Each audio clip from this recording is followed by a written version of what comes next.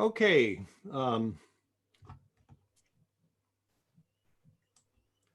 This is Tim Martin for the Falmouth Genealogical Society, and today we're having a talk by Ralph Wadley. Boy, I got to adjust my volume here. Okay, we're having a talk by Ralph Wadley, our very own Ralph Wadley. He has been an active genealogist for over 20 years. He's held leadership positions in our own society, including president. Now he is currently secretary. And he's also been involved with his own Wells Family Association. And he's a NERC, and been involved with several of the NERC conferences and organizing, and has authored several published articles and has occasionally been a speaker at genealogical events. And Ralph, tell us what you have for what's in a letter. Well, we're going to take a little tour of a letter which I own and examine the contents therein. And we're going to do that with a PowerPoint presentation. So let's coach me through this, Tim, and we'll get the PowerPoint slides going. I also want to thank you all for attending, and I look forward to making this presentation. Okay, so share your screen first. Okay.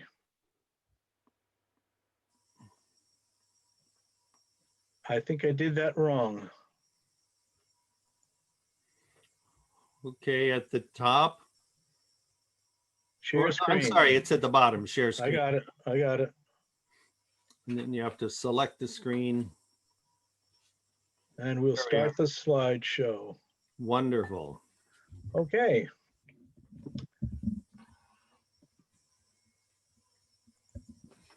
So thank you very much for attending this lecture.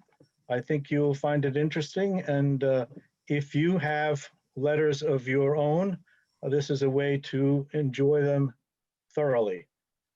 Tim, this talk has theme music. So could you cue in the theme music? You know, Ralph, I think we need to say this is the reference.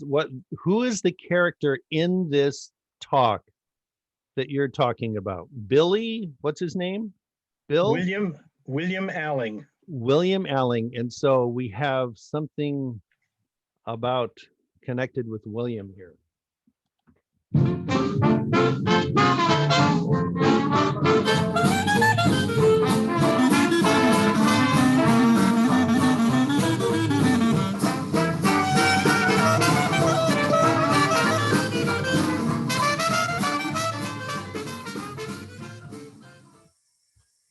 That's right. Bill Alling, won't you please come home? Or what's in a letter? As we look at this letter, you'll understand why I chose that theme music by the New Orleans Preservation Hall Band. I hope your toes all got to tapping. Well, today's task. Today, we're going to analyze the contents of a letter and uncover the people and stories contained therein, to the extent possible, that is. You might be wondering how I came to own this letter. My late cousin, Jonathan Smith, was an antique dealer in Old Lyme, Connecticut. And this letter was part of his estate, which came to me through his brother's estate and from his brother's widow. He had collected some miscellaneous ephemera in his antique business, and this letter was one of the items therein. The minute I looked at this letter, I became very interested.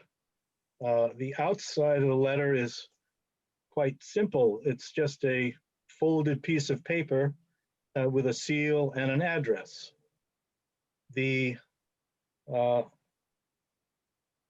The address is quite simple as well. Simply says, Mr. William Alling, Nantucket, Massachusetts.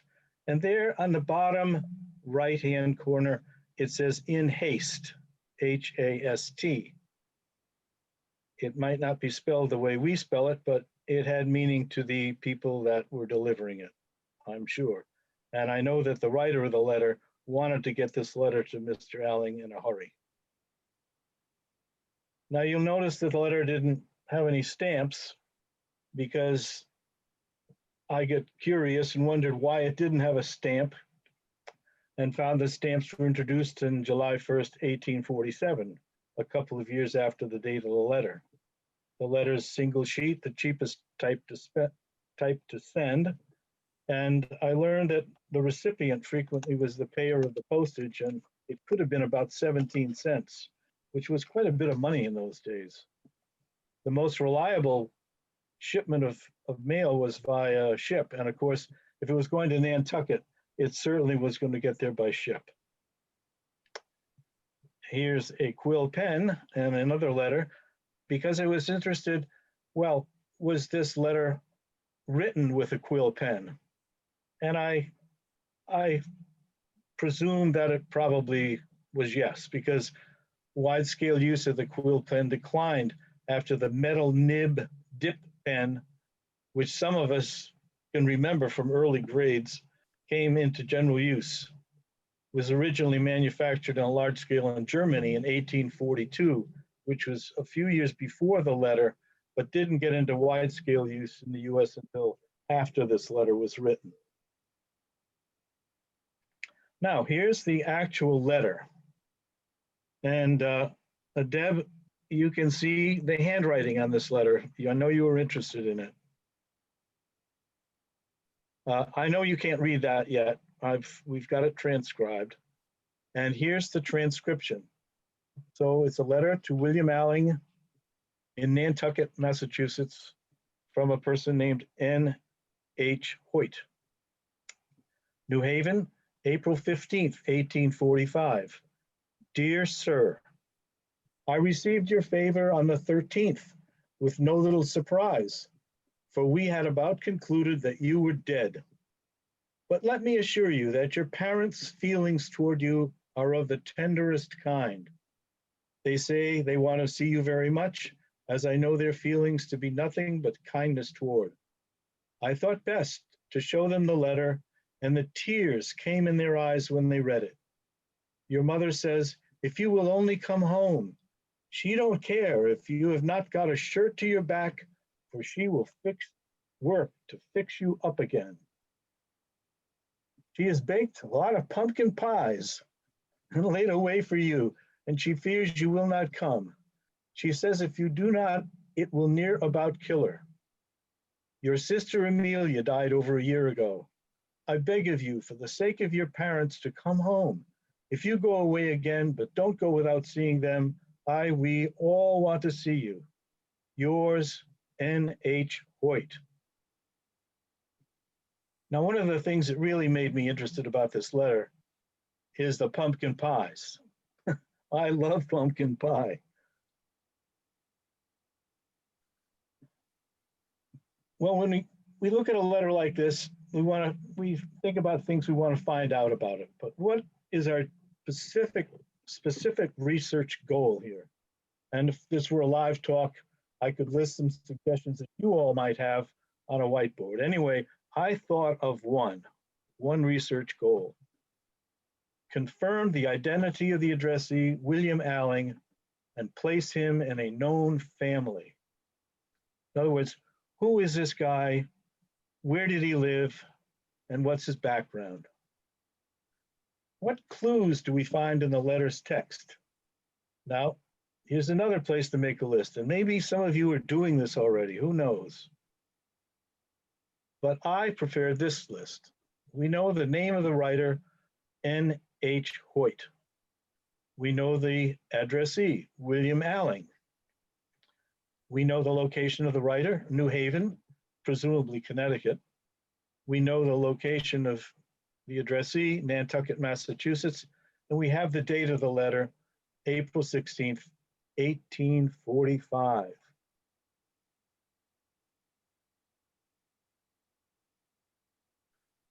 We have some more clues as well.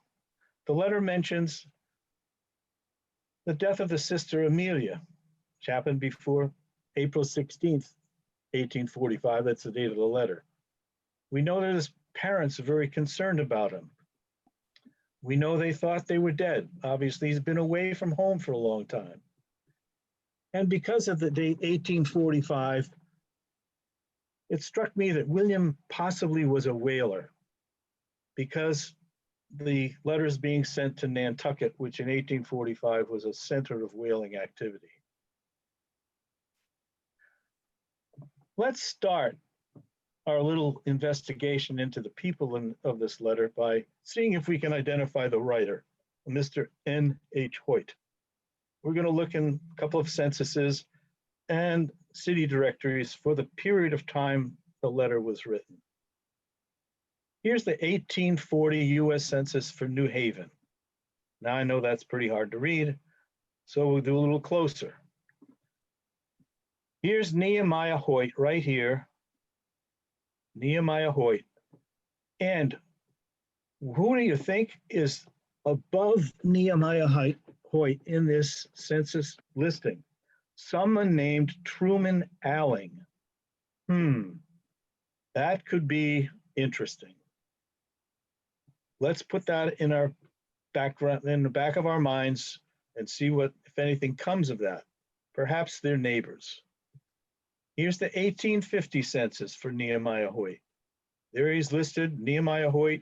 He's a chemical soap maker, and he has a pretty large family.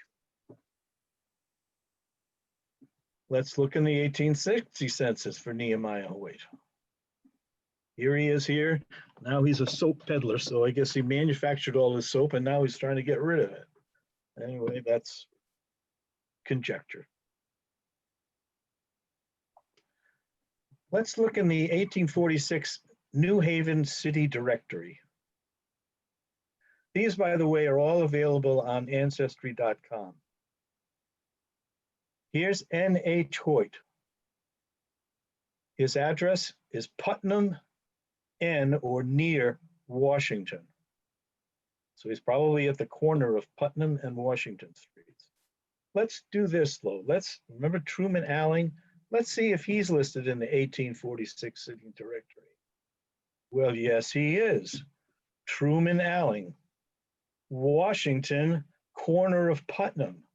Well, it's practically the same address. They must be neighbors. So here's William Alling in Nantucket has written a letter to N.H. Hoyt.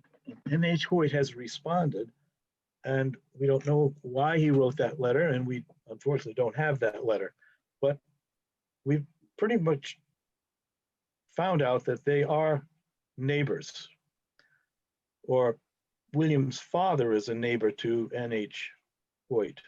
Now, maps are very useful in genealogical pursuits, and I discovered a map of New Haven. I wanted to find out where this was in New Haven, and it is right here. Here's Washington Street, here's Putnam, so that they must be living right in this general area here, not too far from the port areas. Here's the train station. It may be the place where the present train station is.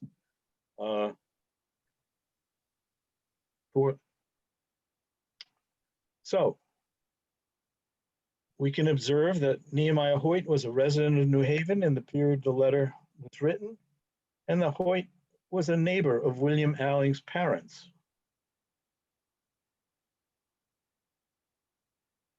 Because of William's location in Nantucket, as I said before, I suspect that he may be a whaler. How can we prove he was a whaler? We can look for him in a crew list and maybe identify the name of his vessel. Well, it's very helpful that the New Bedford Whaling Museum maintains a crew list, which is available online. Go to their website and you will find this list, and you search for the person's name and what happened. William Alling shows as a crewman on a whale ship called the Nautilus that left Nantucket in 1842. That's 3 years before the date of the letter. How can we find out more about the ship Nautilus? Well, there's a publication called The History of the American Whale Fishery by a fellow named Starbuck. This publication is in the Falmouth Public Library. It's also online. And if we look for ships leaving in 1842, we find the Nautilus. It's Captain Mason. Its owner was Jared Perry. It was going to the Pacific Ocean, and it last checked in on October 4th. And on October 9th, it says here, the ship was lost on the Tumbes Bar. Cargo saved. Well, Tumbes is in Peru, right at the Peru-Ecuadorian border. And so if the ship was lost, how's our William Alling going to make it? Since the cargo was saved, presumably the crew was saved as well. Here's a ship, the Charles W. Morgan, a photo taken on its cruise around New England about 3 years ago.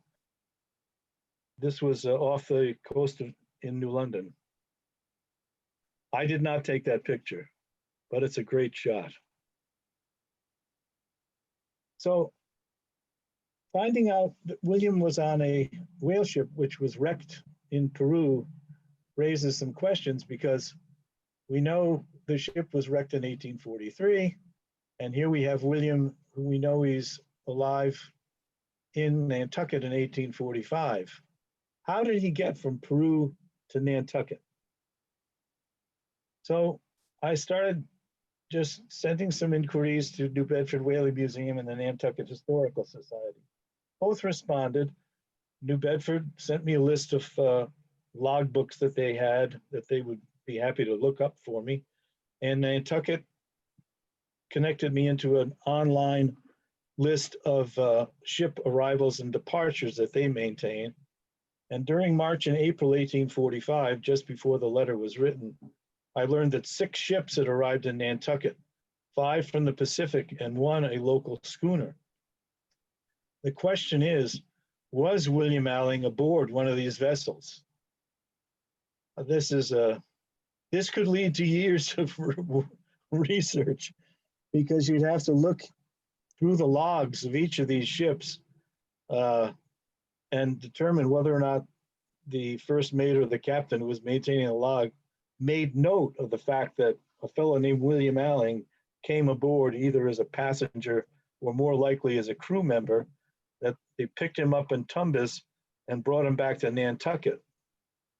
It's also true that William's trip back to Nantucket could be in a variety of different vessels along the way, much like if you're trying to fly to someplace out west, you have to make 3 stops before you get there.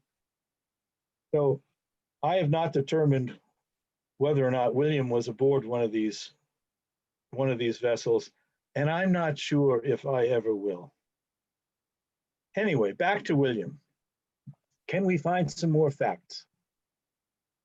A family genealogy that I found names his parents, includes proof of Amelia's death, and names William and his wife.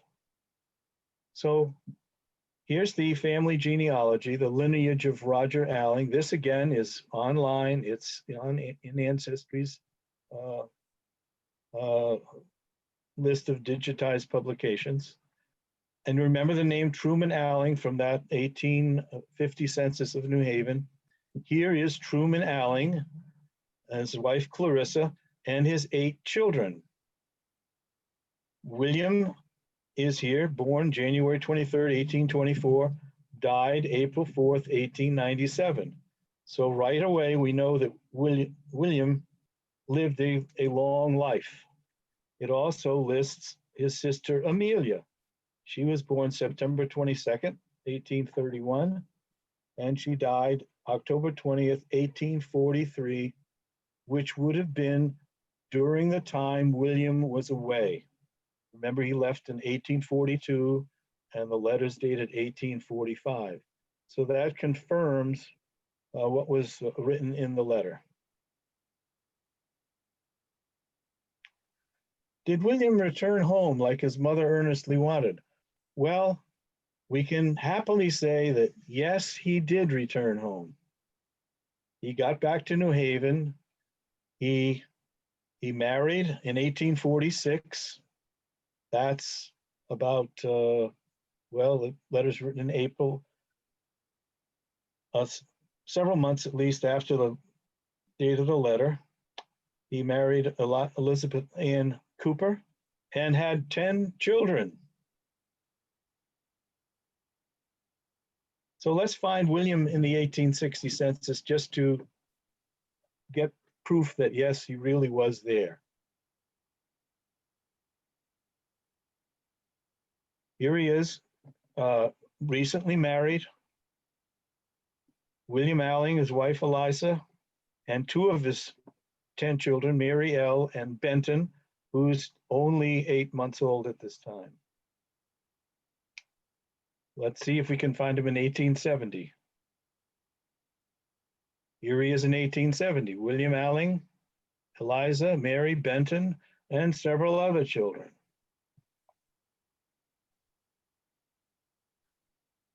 As we've learned, William passed away. He's buried in a gravestone at Evergreen Cemetery, New Haven, Connecticut.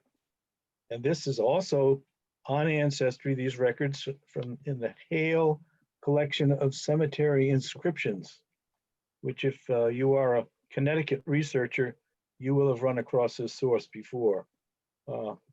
Several years ago, I think even in the 1930s, I think his name was Charles Hale, organized a massive project of reading all of the tombstones in Connecticut, cemetery by cemetery, which is a great service because a lot of these tombstones are not as easily readable now. But here's William Alling and his wife Eliza, both buried together in New Haven. Now I tried Find a Grave, and there was a listing for William Alling in Evergreen Cemetery in New Haven in Find a Grave, but there was no photo. So I'm not sure if there is a gravestone. I have not been to the cemetery in New Haven. It's something I could do next time I go through, but we don't know.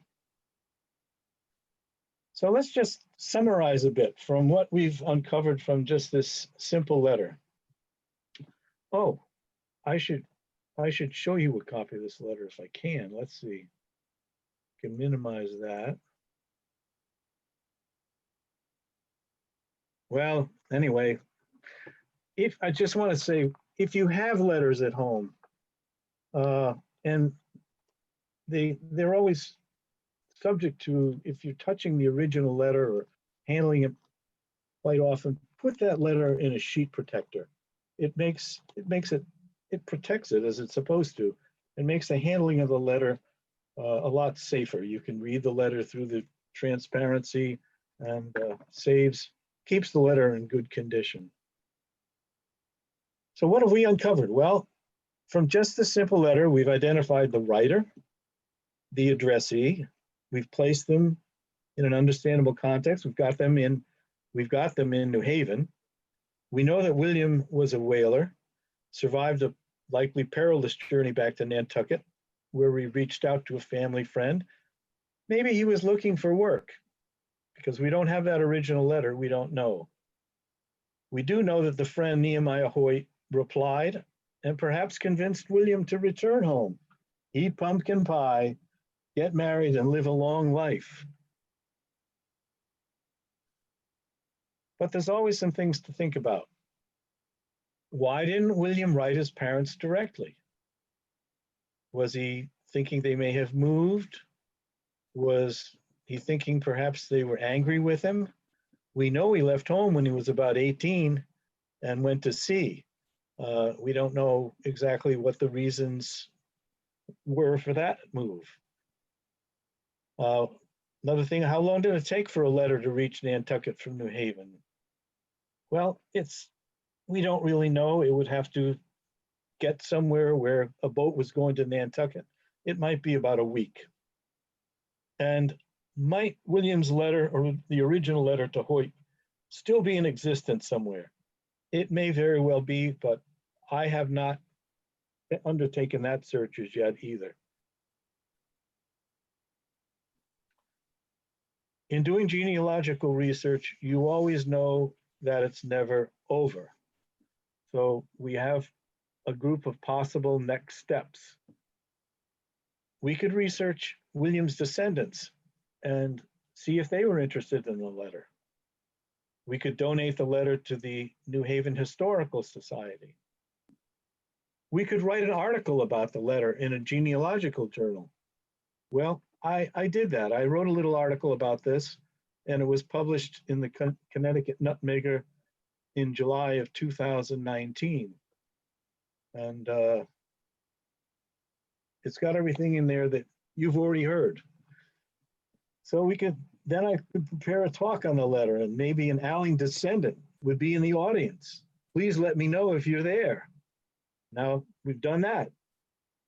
And we could post an image of the letter on Find a Grave. That's something we could do. Now, because letters are such rich sources of genealogical material, what are people in the future going to do? We don't write letters anymore. How many people have written a letter lately? How many people have gotten a letter lately? We don't even send birthday cards right by mail anymore. We send them little email cards. So I just like a little moment of silence for the disappearance of letters.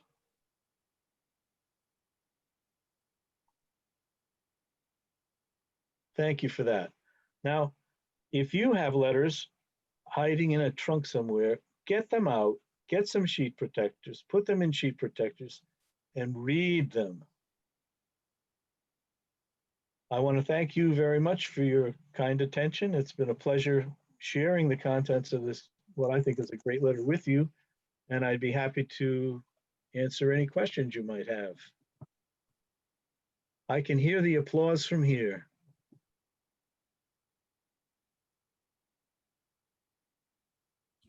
That's it.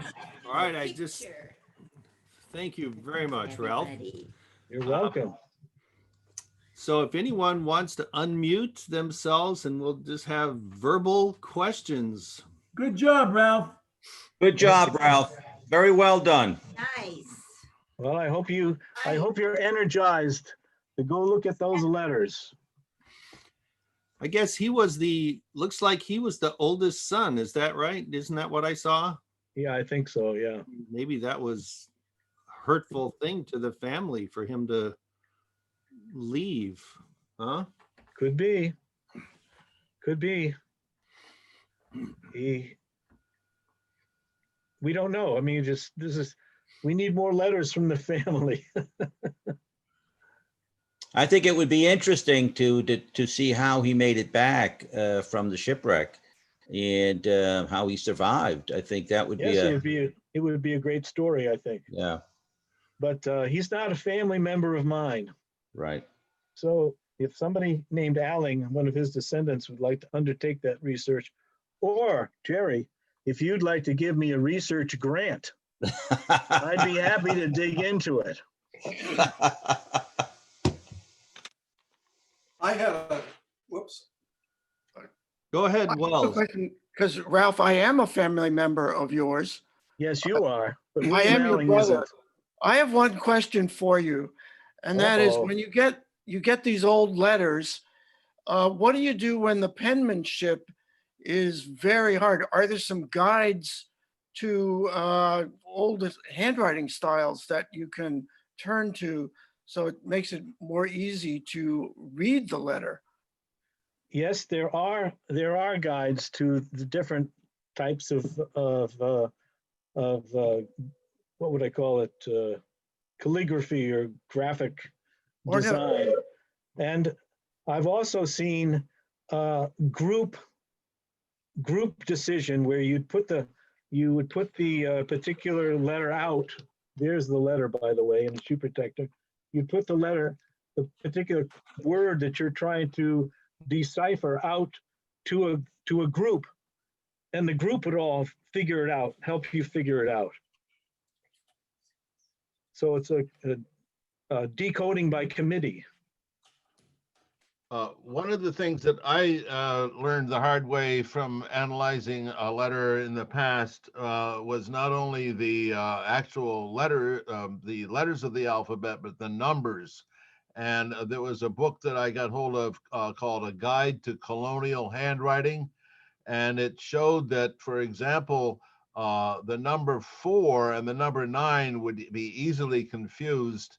And that confusion led to a kind of a brick wall in genealogy until I figured out that I was misreading the number. So I'm just, Ralph, you're absolutely right. There are guides on this, and they're pretty important when you're dealing with anything more than, let's say, 150 years ago for a letter. Yes, and certain countries would have formal types of writing. Formal German, formal Russian, that were different than it was used in the everyday world. I have an interjection. This is Alan. I'm a new member. Yes, Alan. The peak of the whaling industry was in 1846, when Mr. Ailing was right in the middle of that. There were Yes, 646 whaling ships out there. There are almost none in 1800, and they were virtually totally gone by 1870. that's right. That's when oil came in. Black oil. So there were ships available for him to catch a ride with, presumably. The other place that I thought about looking was through National Archives, because Tumbes, Peru had a consul, a US consul there. And the records of the consulates are available through National Archives. Call me lazy, but when I went into the National Archives site, there were so many different files that I quickly became overwhelmed. And I think that I would use Jerry's research grant to hire a professional in Washington to help me find the particular files of the Tumbes, Peru consulate for 1843. And see whether or not any mention of Alling was made or the ship. So when I get that research grant, Jerry, I'll keep digging. Okay, then. Ralph, there's a formal application process and it has to go through a board of about 10 people. But I'll help you with that. All right. All right, Dave, thank you. Or a fee. Yeah, well, even this is such a little teeny letter too. And look at all the things that we were able to find out about the people and the stories contained therein. There's a lot of drama in this little letter. That's why I wanted to pick it out and work through it. Great. Okay. Fabulous talk, Ralph. Really interesting. You know, it just makes me think of other programs that we've had in the past about family artifacts, like Artifacts Day and things like that. These are the stories that can come from these hidden treasures that people have in their homes. Right. Yeah. Always make good meetings. Yep. If other members have stories like this to share, that would just speak up, and it would be great to hear from you. So I will mention, so just a comment, we had 3 viewers on the live stream, and looks like ended up being 30 on or 29 on the Zoom channel. And so let me just comment for all that next month is going to be different for us.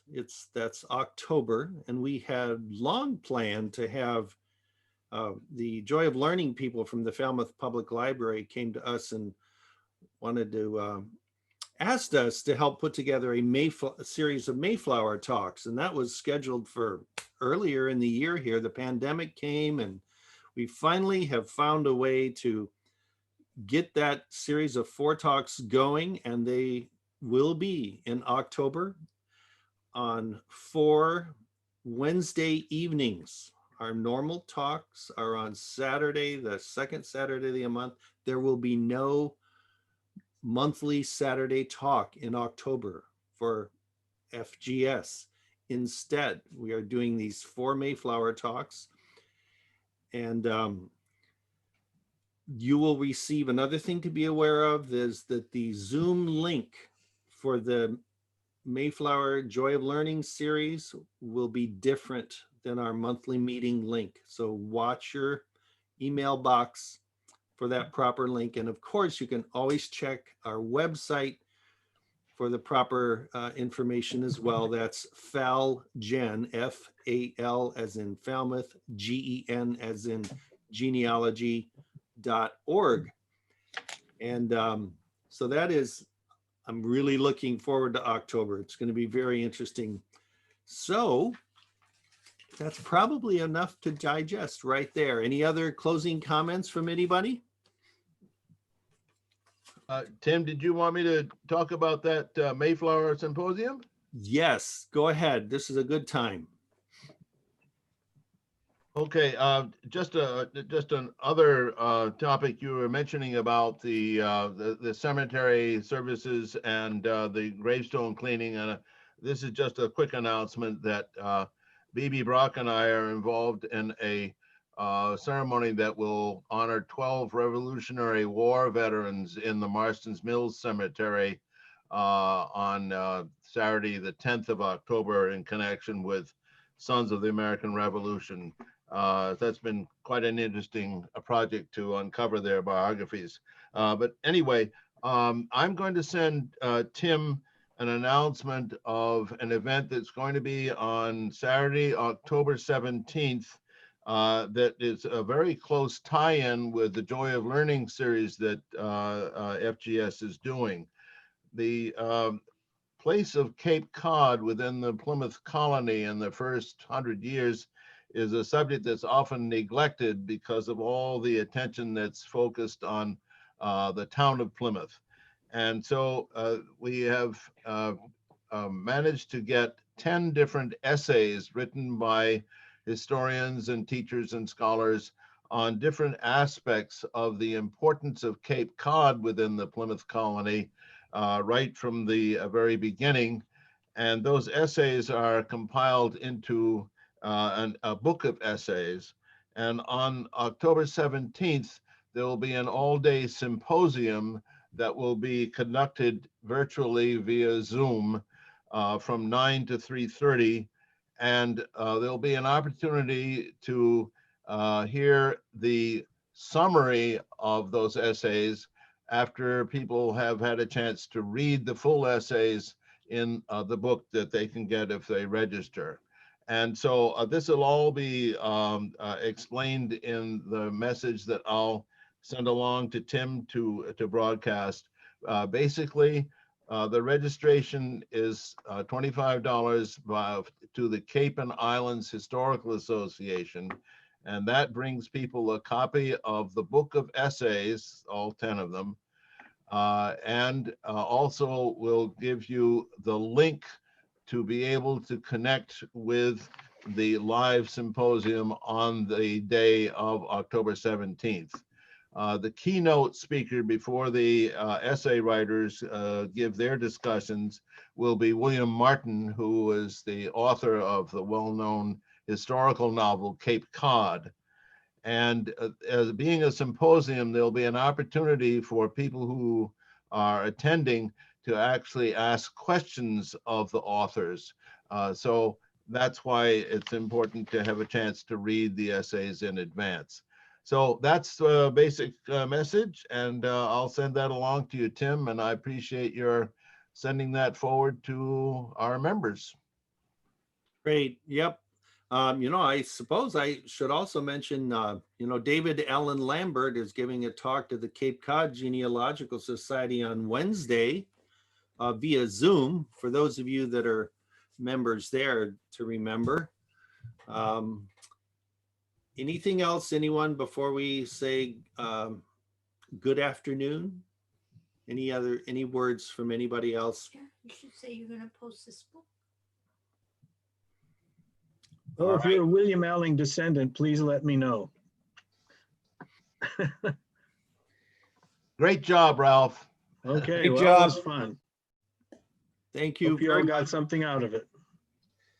Great job. Thank Thanks you. for tuning in.